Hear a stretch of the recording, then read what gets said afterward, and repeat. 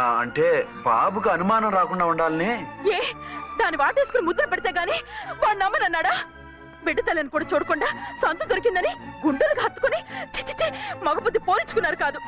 అదే మన శోభన ఏంటి ఇలాంటి టెంప్టింగ్లు ఉండేవి కాదు కదా. నన్ను ముట్టుకోకండి, వెళ్ళి డెటాల్తో శుభ్రంగా స్నానం చేసి రండి. అలాగే. అసలు ఈయన నమ్మి పంపడం నాది బుద్ధి తక్కువ.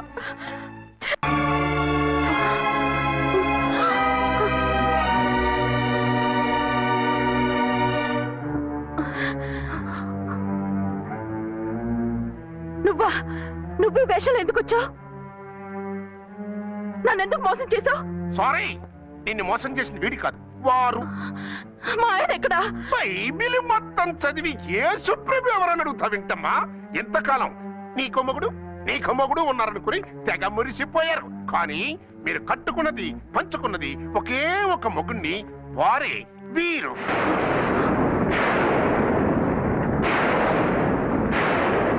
బాబు, ఆవిడ మీకేమవుతుంది?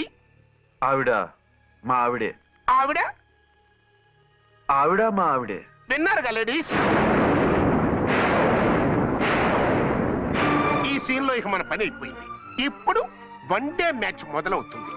టాస్ వేసుకుని ఎవరు బౌలింగ్ చెయ్యాలో ఎవరు బ్యాటింగ్ చెయ్యాలో వాళ్ళే డిసైడ్ చేసుకుంటారు. మనం గ్యాలరీలో కూర్చుని మ్యాచ్ చూద్దాం. పద. ఎందుకింత మోసం చేశారు? ఎందుకింత ద్రోహం చేశారు? నేనెవరిని మోసం చేయలేదు, ఎవరికి ద్రోహం చేయలేదు. పాపం, విధి ఆడిన వింత నాటకంలో ఆర్టిస్ట్ అయి ఉంటాడు. చెప్పండి, ఒక పెళ్లి చేసుకుని నన్నెందుకు రెండో పెళ్లి చేసుకున్నారు? మీకు భార్యగా నేను సరిపోలేదా? ఆవేశపడకుండా నేను చెప్పేది వినండి. నువ్వు చనిపోయావు అనుకుని అందరూ కలిసి నాకు బలవంతంగా పెళ్లి చేశారు. ఆ విషయం నాకెందుకు చెప్పలేదు? పెళ్ళయిందంటే నేను చేసుకోనన్నా, చీకొడతానన్నా? నిజం దాచి పెళ్లి చేశారని నాకు మన పెళ్ళైన తర్వాత తెలిసింది. అప్పుడైనా మీరు చెప్పాలిగా, ఎందుకు చెప్పలేదు? చెప్తే నువ్వు మిమ్మల్ని వదిలేస్తానని భయపడి చెప్పలేదా? నన్ను వాడుకునే ఛాన్స్ మిస్ అవుతుందని చెప్పలేదు. Don't talk రబేష్. కొంతకాలం ఆగి చెప్తే చచ్చినట్టు పడుంటారు. ఎంచక్క ఇద్దరితోనూ సంసారం చేయొచ్చని ఆశపడ్డారా? అది కాదు అర్చన, నువ్వైనా నన్ను అర్థం చేసుకో. చచ్చిపోయాననుకుని తను చేసుకున్నారు అంటే మీ మనసులో నాకు స్థానం లేదు, నా మీద మీకు ప్రేమ లేదు. అదే మాట అర్చన. ఎస్, నా మీద ప్రేమే ఉంటే పెళ్లి చేసుకుందామనే ఆలోచన మీకు వచ్చి ఉండేది కాదు. మరో పెళ్లి చేసుకోరు. నేను చెప్పేది విను. నన్ను ముట్టుకోకండి. ఏ రోజైతే తన మెళ్ళో తాళి కట్టారో ఆ రోజే మన బంధం తెగిపోయింది. ఆ రోజే మీ అర్చన నిజంగా చచ్చిపోయింది. ఉండండి, తనతోనే ఉండండి, తన్నే భార్యం చేసుకోండి. నాకు కావాల్సింది శీల చెడుని మగాడు కాదు, శీల ఉన్న మొగుడు.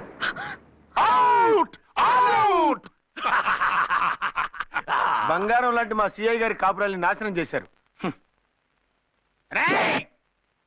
వచ్చే సినిమాలో హీరోగా పుట్టి మీ ఇద్దరి అంతు చూస్తాను. ఖబర్దార్. ఏమో అర్చన, ఏమిటి నువ్వు చేసిన పని? మాట్లాడుకో, నీకు మాట్లాడే అర్హత లేదు. నేను నీ తల్లినే. కూతురి మొగుడికి రెండో పెళ్లి చేసిన నువ్వు తల్లివా? నాకు సవితని తెచ్చిపెట్టిన నువ్వు తల్లివా? తల్లివైతే నీ అల్లుడికి మళ్ళీ పెళ్ళెందుకు చేశావు? నువ్వు చచ్చావని అతను కుమిలిపోతుంటే చస్తాడేమని భయపడి పెళ్లి చేశానే. ఏం తప్ప? ఖచ్చితంగా తప్పే. నాకే కన్నొక్కరా కానొక్కరా, నాలో ఏ లాభం ఉందని, ఏం తక్కువ అని రెండో పెళ్లి వాడికి రెండో పెళ్ళంగా పడి ఉండాలి. అంటే జీవితాంతం మొగుడు లేకుండా బతుకుతావా? మొగతోడు లేకుండా ఉంటావా? ఏ మొగుడు లేకుండా బ్రతకలేనా? ఆడదానికైనా మొగుడు అవసరం, మగాడికి పెళ్ళ అవసరం లేదా? నేను ఇంకో మొగాడిని చేసుకుంటే అతను సహిస్తాడా, భరిస్తాడా? మగాడికి ఆడడానికి పూలిగెట్టు. మగాడికి ఏమైనా కొమ్ములున్నాయా? స్పెషల్ గా పైనుండి ఊరి పడ్డాడా? వాళ్ళు తినే ఉప్పు కారమే మేము తింటున్నాం. వాళ్ళ ఒంట్లో రక్తమే మా ఒంట్లోనే ప్రవహిస్తోంది. అది కాదమ్మా, మొగుడిని వదిలేసిన ఆడదాన్ని నీచంగా చూస్తారు, చులకన చేస్తారు. పెళ్ళాన్ని వదిలేసిన మొగుడిని గౌరవించి హారతలు పడతారా? అతను నిన్ను వదిలేయాలనుకోవడం లేదు, నిన్నే కావాలనుకుంటున్నాడు. అతను కావాలనుకుంటున్నది భార్యని కాదు, ఆడదాన్ని. అంటే దూరం చేసుకుంటావా? లేకపోతే దగ్గరే ఆత్మాభిమానం చంపుకొని కాపురం చేయమంటావా? 3 ముళ్ళు, 7 అడుగులు, 4 గోడలు, ఇవే ఆడదానికి హద్దులని పడుండమంటావా? దాని పక్కనో రాత్రి నా పక్కనో రాత్రి పడుకునే మనిషిని నా మొగుడిని అనుకోమంటావా? నేను సత్తినా, సవతినా, లేక సానినా? ఏ అర్థం చెప్పుకొని ఏ హోదాతో అతనితో ఉండమంటావు? పరాయి ఆడదానికి దక్కినవాడు నా మొగుడు కాదు. అంటే ఏమంటావు? ఆ మొగుడిని వద్దనుకుంటాను, విడాకులు తీసుకుంటాను.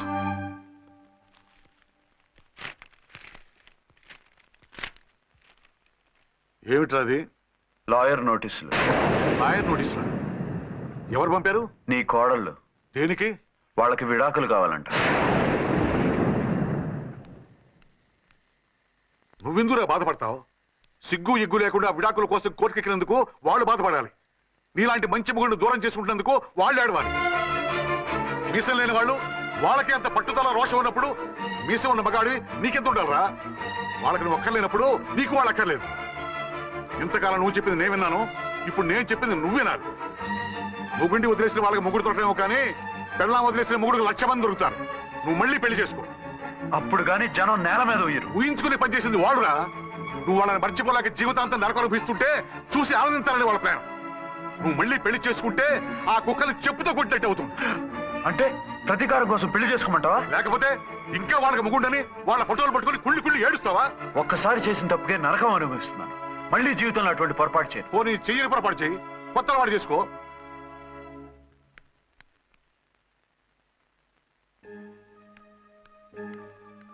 ఇదిగో నాలాగా తాగుడు అలవాటు చేసుకో.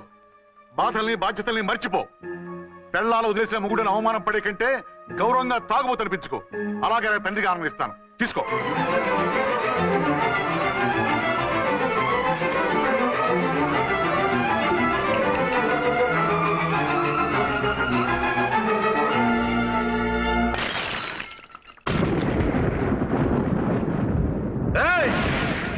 అర్చన, ఝాన్సీ, బయటికి రండి.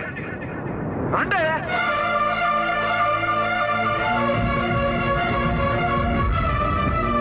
भाई और बहनों, देखो, ये मेरा फर्स्ट पत्नी है. ఇది నా సెకండ్ పత్ని. ఏంటి ఆ లుక్లు? తాగొచ్చానా? నేను తాగలేదే, మీరే తాగించారు. తేగేదాకా తెచ్చారు, తాగేదాకా తీసుకొచ్చారు. నాకు విడాకులు ఇస్తారు. అది పెళ్ళా పేకాట? ఆడినంతసేపు ఆడి మధ్యలో మిడిల్ డ్రాప్ చేయడానికి. అసలు నేను మీకేం ద్రోహం చేశాను? నువ్వు తిరిగి రాగానే on the spot first night cancel చేసుకుని నీ దగ్గర పరిగెత్తు రావడవా? ఇంకో మగాడు ఎవడైనా అయితే అలా వచ్చేస్తాడా? చెప్పను ఛాలెంజ్. నువ్వు చచ్చావు అనుకుని పిచ్చి వెదవలా తయారయ్యాను. కళ్ళు పూసుకుంటే కళ్ళలోకి వస్తున్నావని కంటికి నిద్ర లేకుండా కడుపుకి తిండి లేకుండా గడిపాను. చచ్చి నీ దగ్గరికి వద్దాం అనుకున్నాను. కానీ నా కన్న తల్లిని మర్చిపోలేక తాగుడికి అలవాటు పడ్డ మా నాన్న నా జీవితంలో నీ జీవితం కాకూడదురా, భార్య లేని లోటేంటో నేను చవి చూశాను, మళ్ళీ పెళ్లి చేసుకోరా అని బలవంతం చేస్తే చచ్చి కన్న తండ్రిని ఏడిపించలేక బతికి దీన్ని పెళ్లి చేసుకున్నానే తప్ప దీని రంగు పొంగు చూసి వెర్రెత్తి కాదు. అది నేరమా, పాపమా? ఏవే ఈ ఏటి మేటి సౌత్ ఇండియన్ పతివ్రత, నీ సంగతి ఏమిటే? సెకండ్ హ్యాండ్ మొగుడు దొరికాయండి షేక్ అయిపోతున్నావా? ఇంతకు ముందు నేను ఎప్పుడైనా తాగానా? నేను తాకానా? కామం కళ్ళకెక్కి నీతో మంచం ఎక్కానా? మజా చేశానా? పెళ్ళైన తర్వాత కూడా నిన్ను పతివ్రతలా బతకనిచ్చాను కదే.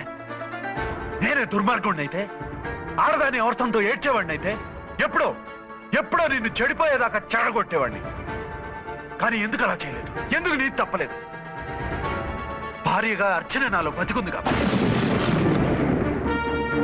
నిజం చెప్పలేదు అని చెవికోసిన మేకలా గించుకుంటున్నావు.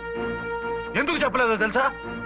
నా కూతుర్ని ఎవరు చేసుకోవడం లేదు, రెండో పెళ్ళంటే వద్దంటుంది అని మా బాబు దగ్గరకు వచ్చి ఏడిస్తే నాకు అబద్ధం చెప్పి నీకు తాళి కట్టించారే. 20 ఏళ్లుగా కనీ పెంచిన నీ అబ్బే నీకు నిజం చెప్పినప్పుడు నేనెందుకు చెప్పాలి? అది బతికొచ్చిన తర్వాత మా వాళ్ళు నీకు నిజం చెప్పలేదని తెలిసింది. అప్పుడు నాకు ఇదివరకే పెళ్ళయింది, చచ్చిందనుకున్న నా పెళ్ళం తిరిగి వచ్చిందని నీకు చెప్తే గుండె పగిలి చేస్తావని నీకు చెప్పలేదే. నువ్వంటే నా ఆల్ ఇండియా పతివ్రత 9 నెలలు లంకలో ఉండొచ్చిన సీతని అగ్ని ప్రవేశం చేయమన్నాడా రాముడు? ఎవడో వెదవకూత కుశాడిని కడుపుతో ఉన్న తన పెళ్ళాన్ని అడవిలోకి పంపించాడు అదే రాముడు, నీ ఫేవరెట్ గాడ్. నువ్వు అడ్రస్ లేకుండా 25 నెలలు ఎక్కడికో పోతే ఎక్కడున్నావు, ఏం చేశావు, ఎవరితో ఉన్నావు అని అడిగానా? లేదు. అనుమానించానా? లేదు. వాయ్?